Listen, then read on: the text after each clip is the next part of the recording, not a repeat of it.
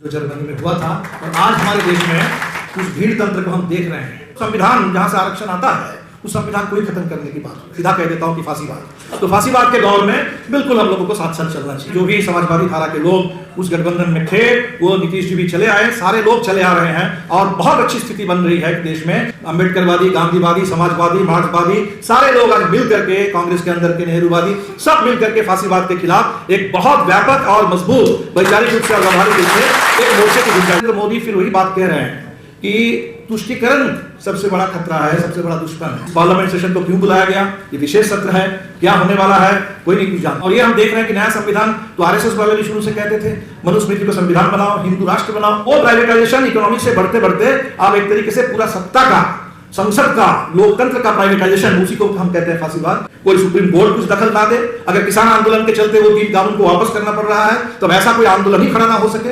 तो इस तरह से बिल्कुल अंग्रेजों के तर्ज पर राज चलाने की बात हो रही है। लेकिन आज वही पूरे अंग्रेजों का राज है जो अम्बेडकर ने कहा था इस देश में कि कभी अगर हिंदू राज इस देश में यथार्थ बन जाएगा वो इस देश के लिए सबसे बड़ी कैलामिटी साबित हो। तबाही के दौर में, बर्बादी के दौर में हम लोग जी रहे हैं, इस तबाही को रोकना है। और तबाही को रोकने के लिए आपने जो कहा कि फ्लेक्सिबिलिटी या विचार, हमें लगता है कि वो अलग चीज नहीं है। जब तबाही को रोकने की बात है, हमारे सामने अगर डिजास्टर है तो डिजास्टर मैनेजमेंट उसका तकाजा है कि पहले रेस्क्यू वर्क भी करो, बचाओ। जो लोग इस समय परेशान हैं उन तमाम लोगों को सामाजिक अन्याय के लिए और फांसीवाद के लिए सर उठाने के आने वाले समय में बिल्कुल कोई ऐसी नौबत ही ना आ सके। कर्पूरी जी मास लीडर थे, मॉब के लीडर नहीं थे। तो मुझे लगता है कि समाजवादी धारा में सब लोग जन के ही नेता होते हैं, भीड़ के नेता नहीं होते हैं।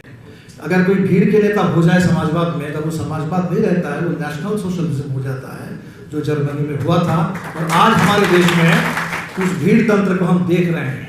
इसीलिए वो भीड़ हिंसा, भीड़ क्या पूरा लोकतंत्र की जगह पर भीड़ तंत्र वो दूर रहे। समाजवादी धारा हो, साम्यवादी धारा हो, गांधीवादी धारा हो, अम्बेडकरवादी धारा हो, सभी धाराओं से और हम जन के धारा के रूप में ही रहे। हम जो फर्क देखते हैं वो जब रमाशंकर जी भी कह रहे थे कि कर्पूरी जी जब मुख्यमंत्री थे और जब नहीं थे कोई फर्क नहीं। मुझे एक ही बात का याद है, 80 के दशक में जब हम लोग इंडियन पीपुल्स फ्रंट चला रहे थे तो एक बार मैं पटना गया और थोड़ा पहले अगर ऑफिस में पहुंच जाता तो शायद कर्पूरी जी से मुलाकात हो जाती। तो पता चला कि कर्पूरी जी थोड़ी देर पहले आए थे। तो वो दौर था कांग्रेस का एक तरीके से शासन का आखिरी दौर। जगन्नाथ मिश्रा, अरविंद शरी दुबे, भगवत झा, आजाद सब मुख्यमंत्री हुआ करते थे। और उस दौर में किसी एक सवाल पर बिहार बंद का था जिसको हम लोगों ने भी समर्थन दिया था। तो उसी बिहार बंद की तैयारी के क्रम में उस पर बातचीत करने के लिए कर्पूरी जी आए थे।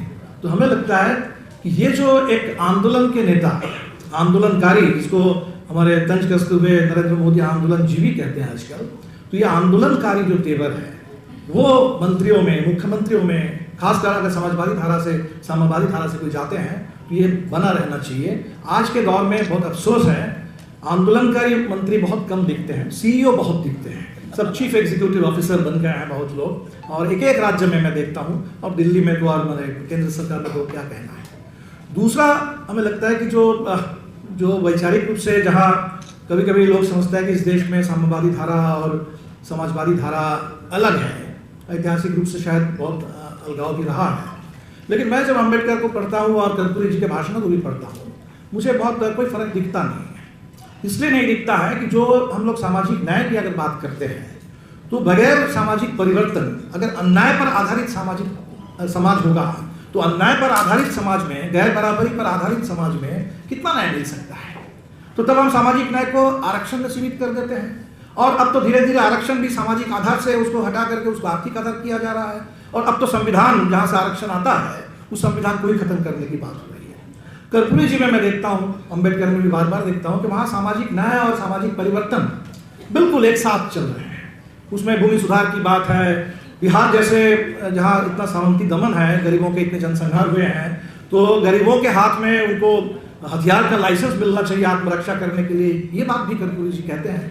तो ये जो पूरे जिस तरह का दौर रहा है, हमें लगता है कि ये दोनों धारा, सामाजिक न्याय, सामाजिक परिवर्तन की लड़ाई में भी साथ साथ चलना चाहिए। और आज के जो जिसको देवेंद्र जी ने कहा कि पैसावाद और सत्तावाद, मैं दोनों को जोड़ करके सीधा कह देता हूं कि फांसीवाद। तो फांसीवाद के दौर में बिल्कुल हम लोगों को साथ साथ चलना चाहिए। इस देश में ये त्रासदी है हुई हमारे देश की राजनीति में कि जब कांग्रेस के वर्चस्व का दौर था और वो गैर कांग्रेसवाद के दौर में जो जहाँ समाजवादी और साम्यवादियों को एक रहना चाहिए था, वहाँ कहीं समाजवादी और संप्रदायवादियों में कुछ एकता बन गई और उस एकता ने बहुत नुकसान किया।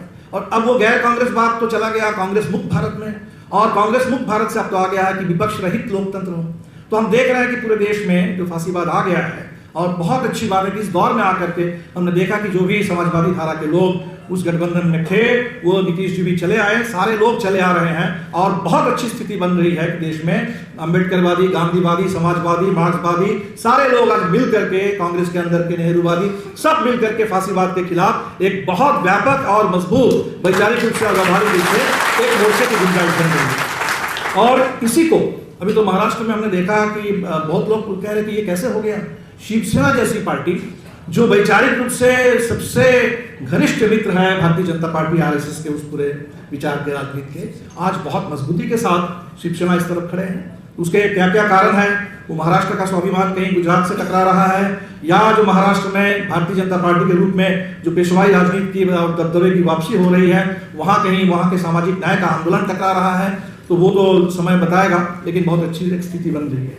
और इसी में हम देख रहे हैं कि नरेंद्र मोदी के 15 अगस्त के भाषण को अगर आप लोग देखेंगे तो उस भाषण में लंबा भाषण था लेकिन बहुत सारी बातें हैं उसमें। तो एक बात वो कहते हैं कि सामाजिक न्याय का सबसे बड़ा दुश्मन कौन है, कह रहे हैं कि तुष्टीकरण। इस बात को समझना बहुत जरूरी है।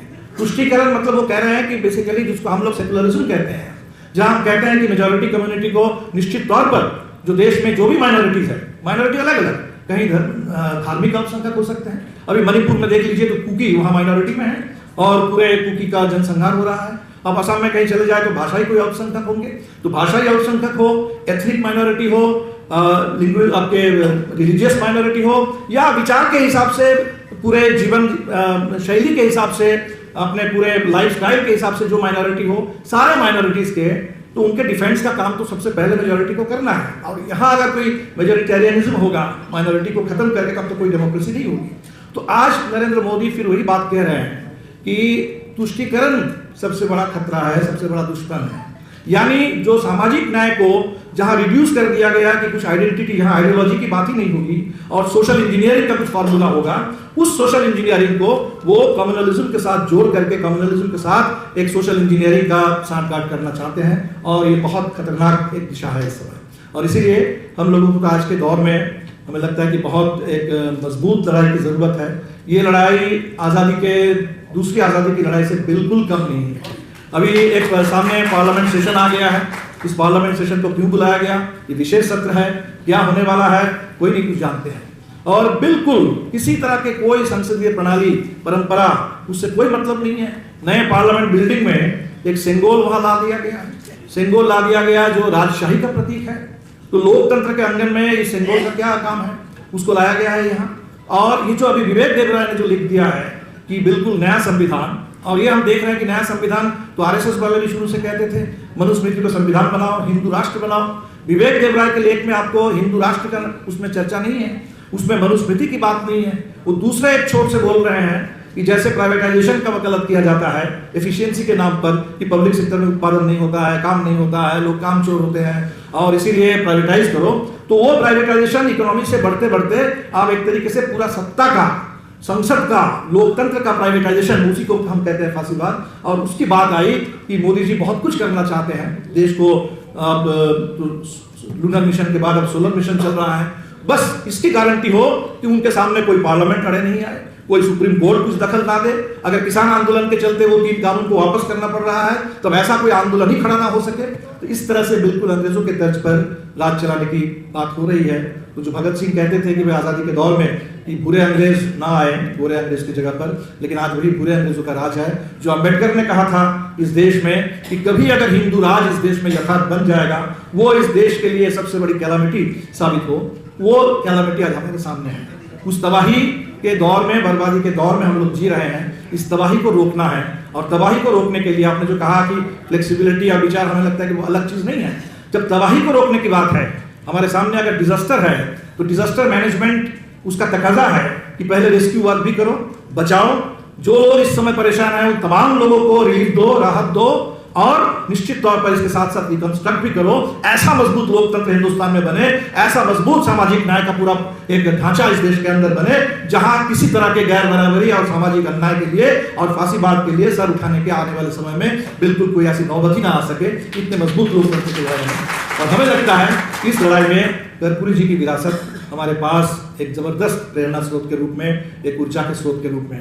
आज अगर मैं देखता हूं कि उत्तर प्रदेश में अगर बुलडोजर चल रहा है, गिरिराज सिंह चाहते हैं कि बिहार में भी बिल्कुल उसी तरह से बुलडोजर राज चले, लेकिन बिहार में अगर अभी यूपी के तर्ज पर बुलडोजर राज अभी तक नहीं आ पाया, अगर भारतीय जनता पार्टी का पूरा एक पार्टी वाला शासन अभी तक नहीं आ पाया, तो उसमें बिहार के कर्पूरी जी की विरासत बहुत जबरदस्त श्रेय उसको जाता है। और बिहार के कम्युनिस्ट आंदोलन को भी, हमारे माले से लेकर के पुराने जमाने के सीपीआई के आंदोलन को भी, हमें लगता है कम्युनिस्टों को और सोशलिस्टों को निश्चित तौर पर इस विरासत को संभाल के रखना पड़ेगा, आगे मजबूत करना पड़ेगा, ताकि बिहार में और पूरे देश में ये बुलडोजर राज खत्म हो, ये आतंक का राज खत्म हो, ये बर्बादी का राज खत्म हो, ये अमृत काल के नाम पर जो आफत काल हमारे सामने आ गया है, इस आफत काल से हम देश को बचा सके। आप तमाम साथियों का बहुत बहुत शुक्रिया। कर्पूरी जी को फिर एक बार मैं पार्टी की ओर से, इस देश के वामपंथी आंदोलन की ओर से श्रद्धा सुमन अर्पित करता हूँ और इस विरासत को आगे ले चलने का संकल्प लेता हूँ।